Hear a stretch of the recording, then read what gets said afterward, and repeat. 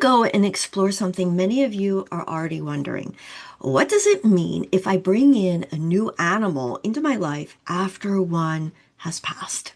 Is it too soon, or is it part of the evolution? Because if you're even asking that question, it actually means your heart is already opening again.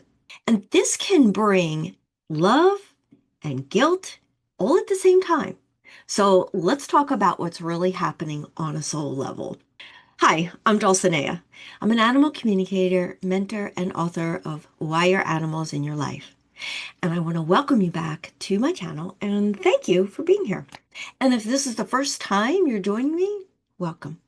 I am so glad you are here because I've created this channel for people who know their connection with their animals isn't random, it is real, whether your animal is physically with you or in spirit. I'm going to break this down into 6 parts and super easy to grasp. So let's dive in. Part 1 is why this question hits so hard. And if you've lost an animal that of course you love so deeply, you know this feeling. You miss them with your whole body, or you still feel them around you, and you still talk with them. And then something shifts. Maybe you see a photo of a puppy. Maybe you meet a cat who looks just like your cat that just passed. It's the eyes. Maybe you feel a small spark just happening and opening up again in your heart. And immediately the mind jumps in. Am I replacing them? Does this mean I'm moving on too fast? Hmm. Oh, here's a good one. What will people think? Or will my pet and spirit be upset with me? So let me clear this up for you right now. Love does not get replaced. It expands. And guilt is usually just an old belief that's trying to keep you loyal to the pain and keep you in that loop. Part 2. The truth about the phrase too soon. Let's talk about that. Because too soon is not a date on the calendar. It's a frequency. And I want to gently share this with you because it's so important. The mind wants to measure healing by time. How many weeks, how many months, and what other people may be thinking, is this acceptable or not acceptable? Because that's a belief shaped by conventional thinking, by outside opinions that's how grief should look. But the heart doesn't live that way. The heart lives outside of time. And when you allow yourself to listen there, you'll realize love doesn't move by a schedule. So this isn't really about how long it's been since your animal passed or how short of a time it's been. It's about where you are inside here, inside yourself. In fact, this past week during one of my animal communication sessions, my client went to the pet store only to pick up medicine for her cat, Bubby. There was no intention to bring another animal home, and yet she felt so drawn to the cat there by the name of Loki, and she followed that feeling. And Bubby, who passed the very next day after Loki came home with her, and he shared with me that he was guiding her the whole time to do this, to keep her heart open, to fill her heart with so much joy. And it worked. So when you look at it from the heart, it doesn't feel like replacement. It feels like preparation, like love already knew what was unfolding. And that's the beautiful part about it. Because if you're bringing in a new animal into your home from panic, or trying to fill a silence, or trying to create a new playmate for perhaps other existing animals that are in the home, or just from avoiding your grief, it can feel chaotic. There's tension in the body. But if you're bringing in a new animal from love, from readiness, just from a quiet openness, oh man, it feels totally different. It's real. So ask yourself this. Am I choosing to go into this path from fear or from love? And I want you to hear this gently. You can still be grieving and still be ready.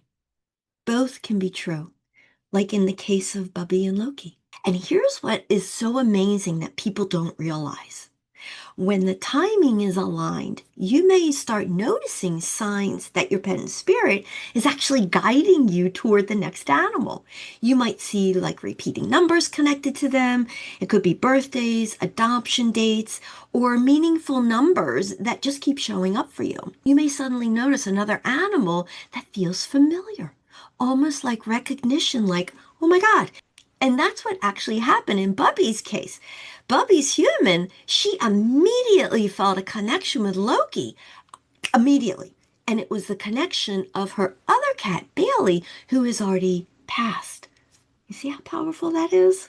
Or totally out of the blue, somebody tells you about an animal needing a home, and for some reason, they thought of you. And what looks random on the surface, it's not. It's part of the soul agreement. It's continuing to unfold in ways, again, your mind just can't process it. It couldn't plan it, but your heart recognizes it. Part 3, and this is all about your soul contract evolution. Again, most people don't talk about this. Your soul contract with your animal doesn't automatically end when their body ends. The form changes, but the love doesn't. And sometimes, oh my God, part of that continued agreement is that they are helping you open your heart again. They're guiding you toward the next animal, and they're supporting your evolution from the other side. So your pet in spirit, they don't want you to be frozen in grief. They want you to live. They want you to expand. That's it. That's what they want. And I will share this with you. Your next animal is not random. It is orchestrated. And that's where people start noticing something, because that's why the signs don't feel random, because your animal in spirit is still involved. The soul contract didn't end, it evolved. And one way it evolves is simply through their guidance. The nudges, and especially those, whoa, how did this even happen moments. I know you all can relate to that. And if guilt shows up, it doesn't mean you're doing anything wrong.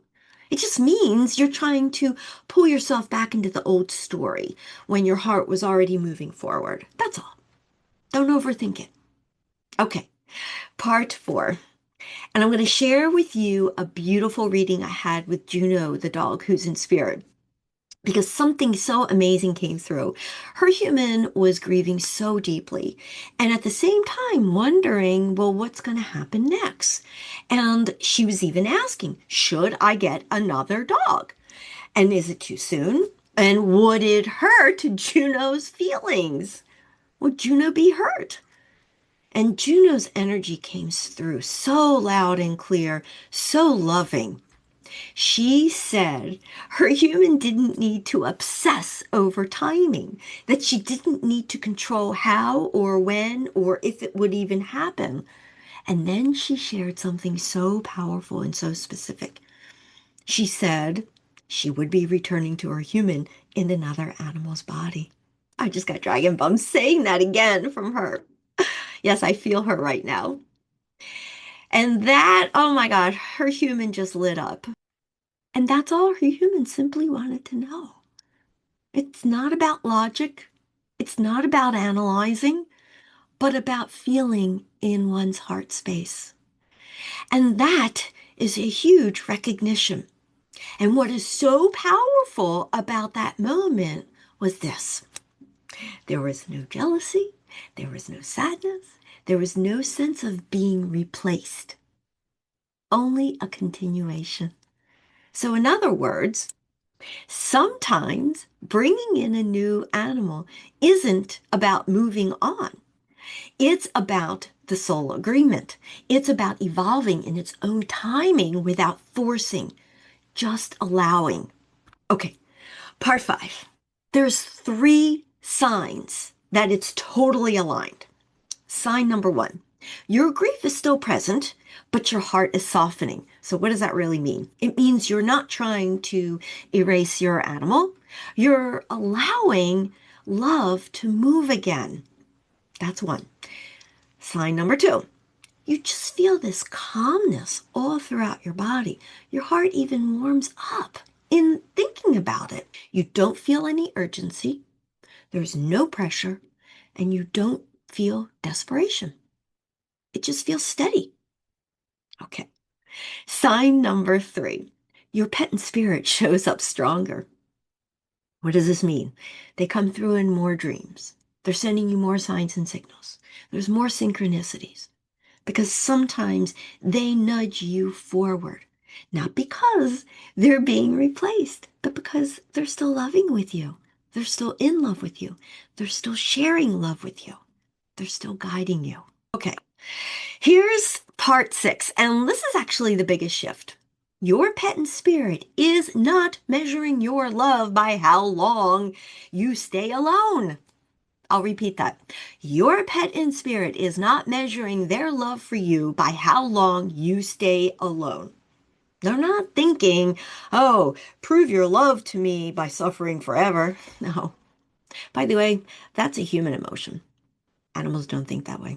Here's what is happening. It's because their unconditional love, which all animals, both here and in spirit, embody. And that's how they live. It's pure.